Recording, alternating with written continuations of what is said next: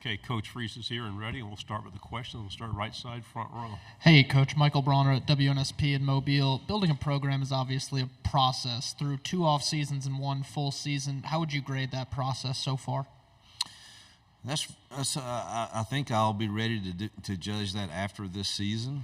I do believe we've improved our culture, our chemistry, and our roster. Most places, I think it takes you 2 full recruiting cycles to really get your roster like you want it when you inherit a program that was down. That's been my experience. But I've also, every place we've been, I think we've seen improvement in year 2. And so I know that we're on the right track. We're recruiting at a high level, so is everybody else. But we're recruiting at a high level, and the standard and accountability and culture is getting better, and the chemistry is among the staff is better, which is breeding confidence into our players. So I think we're on the right track. But what does that mean in win-loss total this fall? I'm not sure yet. Left side, front row. Coach Freese, Corey LeBounty, Mobile, Alabama, WNSP 105.5. Talk to us about the importance of the Mobile, Baldwin County recruiting area. I know Bryce Kane, Perry Thompson coming in on the offensive side of the football, but that I-10 corridor, especially Mobile, Baldwin County. Yeah, you're in our state, so you know that I'm very transparent. And prior to us arriving, we were getting our teeth kicked in down there. And we're changing that, and we have to. We've got to get our share in our state. There's a lot of good football that's played in that area, and they're always going to have some players, and we've got to win our share of battles there, and so we've made it a priority for sure. And let me say, I said this in the big room, and I don't know if y'all would listen to all that or not, and I hate to double talk or whatever, but I have never come early to a media day, ever. I don't know of any coach that would, because I don't know, we were of this mindset that say as little as you have to and see as few people as you have to and get out. And we had the Auburn Dallas club meeting here last night, and it made no sense for me to fly back home and then fly here this morning. And so I came in a night early and really wasn't quite sure how that was going to go, but me and Lee Van Horn and our SID went to get something to eat, and dang, the first thing that happens, I have this group of people run up to me, and they were the Chamber of Commerce from Opelika, and they just won the national award, so congratulations to you guys. I hope that gets out somewhere. But then one by one, you media guys that saw us would come and visit with us and talk, and man, we sat there for 3 hours last night, and then I say, it's time for me to go to bed, and I come in, and then a group of Alabama media caught me out here, and we sat there and talked for another hour. And I just appreciated that. It was nothing about ball, or we told stories and recruiting stories and lake stories, fishing stories. It was Eric Church stories. It was, but anyway, I know y'all didn't come to hear that, but I do appreciate, I know you have a job to do, and I get that. You got to tell us when we're screwing it up. But you know, last night for a period of 3 hours, it was kind of nice. Everybody was just human, and thank you for that. Left side, second row. Hey, Coach Olivia Whitmire with WHNT up in Huntsville. Your starting kicker, Alex McPherson, he's very popular in our neck of the woods. After spending an entire season with him now, just kind of what can you tell us about what makes him so special and what you've seen development-wise from him over the past year? Most accurate kicker I've ever been around. Amazing that he has the strength for the size body he has. It's like some of these golfers that play that they're 120 pounds or 30 pounds, and I think I'm going to blow it by those guys, and they're 50 yards ahead of me, you know. And you know what we need Alex to get healthy. He's battling right now an intestinal issue, and hopefully we get the right advice from the doctors on that to get him settled, because he's a weapon for sure. On the other hand, we're thankful we have a great backup too in Towns, but we sure hope Alex. He is so cool and consistent. Hope he's ready to go. Second row, left side. Derek Peterson, Saturday Down South.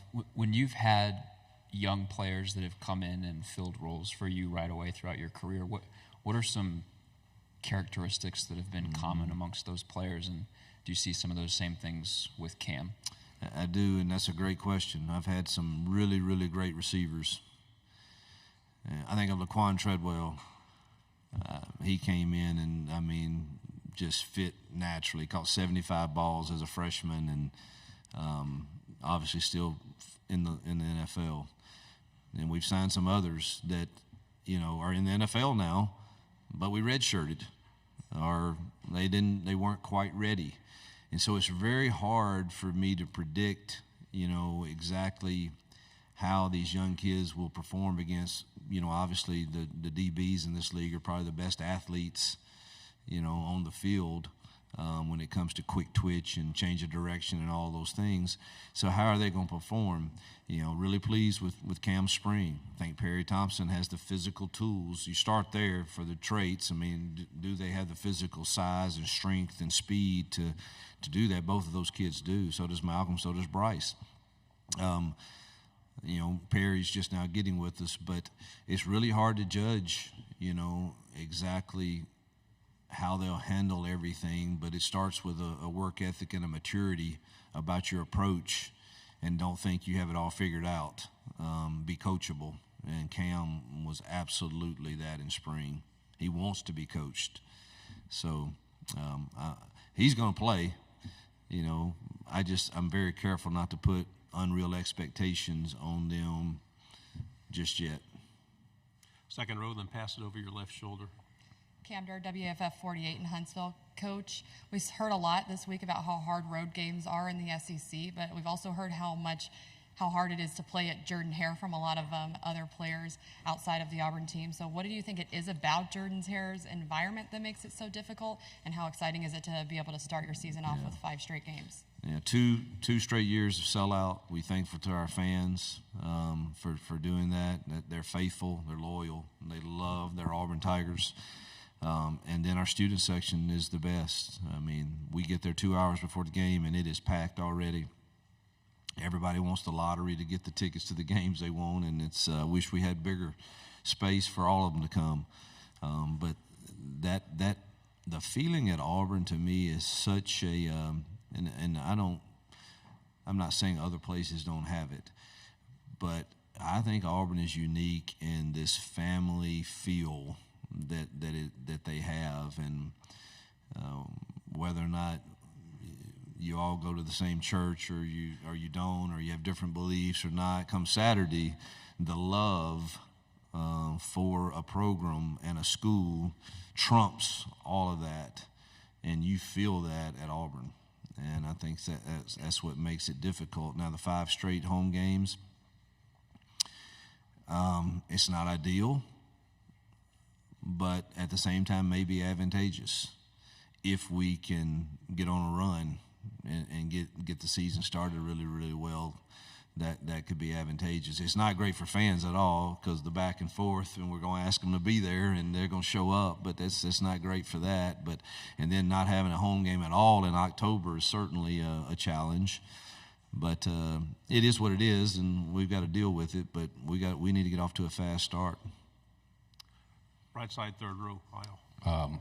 Ike Jones with the War Report. Coach, Jalen Simpson was a big part of what you all were doing from a secondary standpoint, now moved on to the NFL. Who's kind of replaced him as one of the leaders, particularly vocally, in that secondary for you all? Jaron Thompson, our transfer from Texas, and Keontae Scott they'll be the voices back there. Champ Anthony's another voice that carries weight. But the back end that get us all lined up right, Jaron, we're moving Keontae to corner, so Jaron will have the responsibility of kind of taking over that role. On the aisle, third row. Tony Reese, WTV. I'm out of Columbus, Georgia. Coach, 2 questions, if I might. From year 1 to year 2, what's been the biggest transition for you, as well as looking at the East Alabama talent you have and plucking 2 big guys for the future in Townsend McGoo and Cam Coleman, as well as Dylan Gentry and many others? Just kind of, what does that mean for you to really pluck out of in your backyard, essentially? Well, we want to win the state in recruiting, so whether it's Mobile or whether it's in the Columbus area or Birmingham area, we want to win our share of battles in that state, in our state. So it's vital that we were able to get those two, and those were two tough battles. I mean, for a kicker, that was a tough battle, and receivers, you're used to some of that, but man, that speaks to how good Towns can be. Transition, I think just getting more comfortable.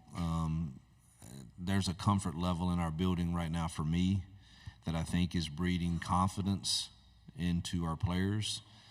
And, that's, when I walk into the offensive room now, every single person in there, every single person has worked with me before. And it's made it, and I love the energy that Durkin and Charles Kelly and the defensive staff are bringing over there, organized to a T and bring great energy. So it's made me a lot more comfortable. Right side, third row. Yeah. Coach Ron Brown, SEC Sideline Sports Network in Memphis, and a lot of proud people in Tate County, Coldwater, Independence, the five-star city, Senatobia. Got to ask you, 2 years ago there were 33 players in the state of Alabama, 22 4-stars, 6 5-stars. Auburn got 3 of them. You've already got 3 of the top 6 in the state. A kid that's from that area is not likely to quit. You can't go home.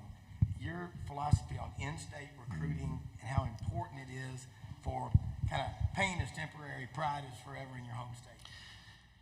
I've been very vocal of how I want to build the program, and it starts with high school recruiting in your home state and border states.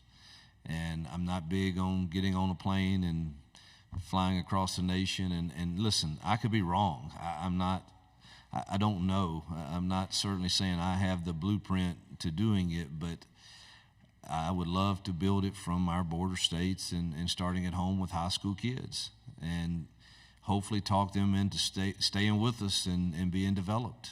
And, that's a challenge in today's time maybe, and maybe I have to rethink it. But that is the way I'm most comfortable building a program. And it probably comes from what you mentioned at first, my roots in Tate County, Mississippi. And that's what I was taught. You do it through hard work, and you may not be perfect and you're going to fail and all that, but man, you do not quit, and you keep going, and you persevere, and you learn the lessons that are going to benefit you in life. And then relationships matter. I mean, we counted on each other on those dairy farms and in the fields, and if you're supposed to be the dang plow guy, then plow, and then the plant guy can do his job. But I don't know, is that still work today? We're going to find out and see, but that's certainly where I'm most comfortable. Final question, back row left. Dan Peck, ESPN 106.7 in Auburn. Coach, what have you seen out of Peyton Thorne that gives you confidence he's the quarterback that can help you win in 2024? Again, I think it's 2 things. 3 things. I've seen him play at a high level at a Power 5 school. 2, I think in year 2 with us and him sensing the chemistry in the offensive staff room has bred confidence in him. But probably most importantly, I think he feels like if he's supposed to take a 3-step drop right now from the shotgun and throw a curl route, I think he feels confident that he has guys that can win. And when you're not confident on that they can win at the top end, you become really, really hesitant. And your throw's late, or it doesn't go off at all, and now the pressure comes. And those 3 things to me are the reason I'm optimistic for him in year 2. Coach, thank you very much. Yep, thank you.